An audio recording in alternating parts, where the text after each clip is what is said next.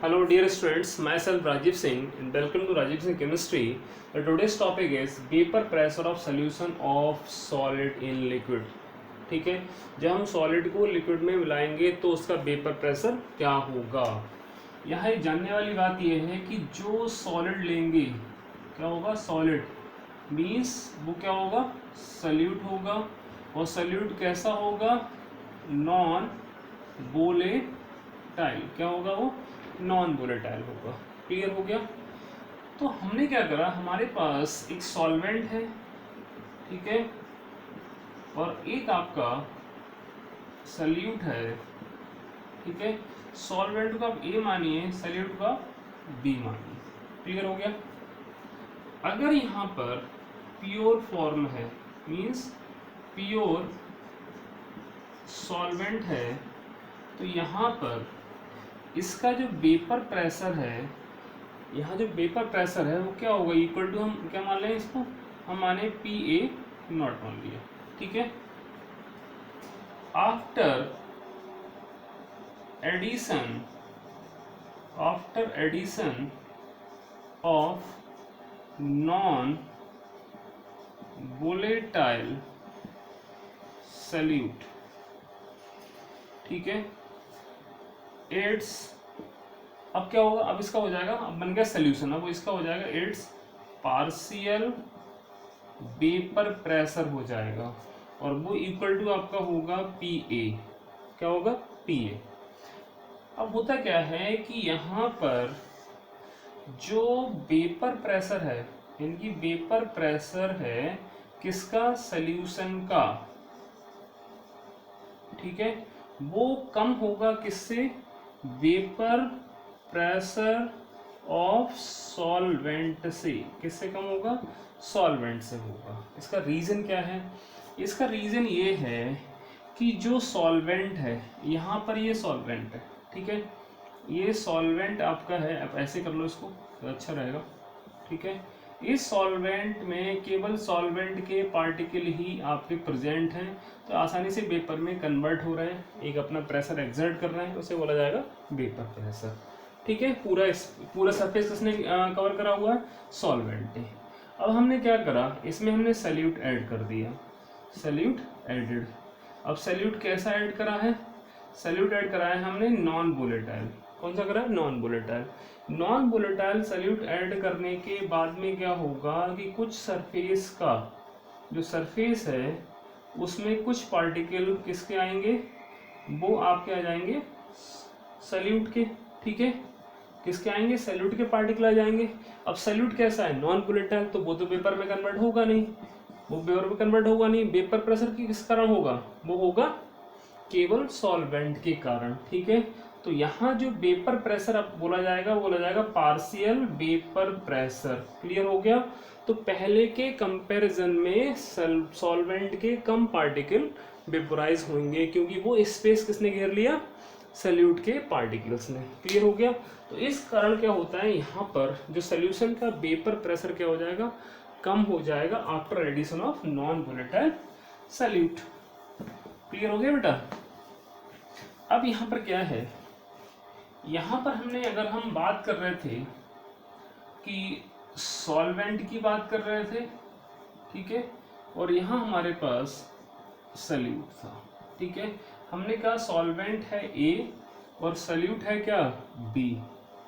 अब अगर हम यहाँ लेते हैं प्योर फॉर्म इसके लिए, तो इसकी प्योर फॉर्म में इसका पार्शियल, प्योर फॉर्म में इसका जो प्योर फॉर्म इसकी आती है, तो इसमें जो इसका वेपर प्रेशर होगा इसका, वो होगा आपका पी ए नॉट, और इसका अगर हम P A P B not माने तो इक्वल टू क्या होगा, 0, क्योंकि ये नॉन वोलेटाइल है। क्लियर हो गया।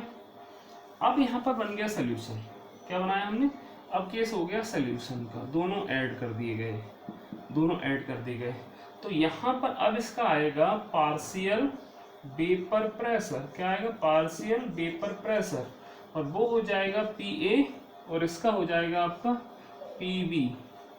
यहाँ पर अब केस आता है मोल फ्रैक्शन आ जाएगा, क्योंकि दो ऐड हो गए, मतलब दो कंपोनेंट आ गए इसमें, तो मोल फ्रैक्शन, तो यहाँ पर आएगा काई ए और ये हो जाएगा काई बी। क्लियर हो गया।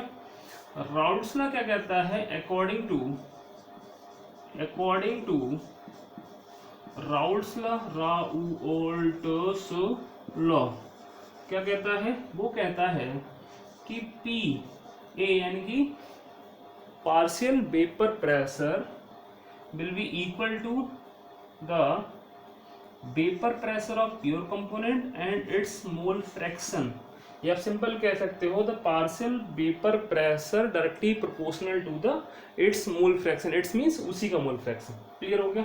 अब यहाँ हम इसका ले सकते हैं, ये ले लिया हमने पी तो यहाँ हो जाएगा आपका पी नॉट और काई बी, लेकिन है क्या यहाँ पर पी नॉट कितना आ रहा है, ये आ रहा है 0, क्योंकि नॉन वोलेटाइल है। इस केस में जो पी होगा वो क्या हो जाएगा 0, ठीक है। तो जो वेपर प्रेशर में यानी कि कंट्रीब्यूशन होगा वो किसका होगा, केवल सॉल्वेंट का होगा। किसका होगा, केवल सॉल्वेंट का होगा। यहाँ तक क्लियर हो गया। आई होप कोई दिक्कत आपको यहाँ तक होनी नहीं चाहिए। अब देखते हैं यहाँ पर क्या हुआ, हमने लिया P A equal to P A not और काई। क्लियर हो गया।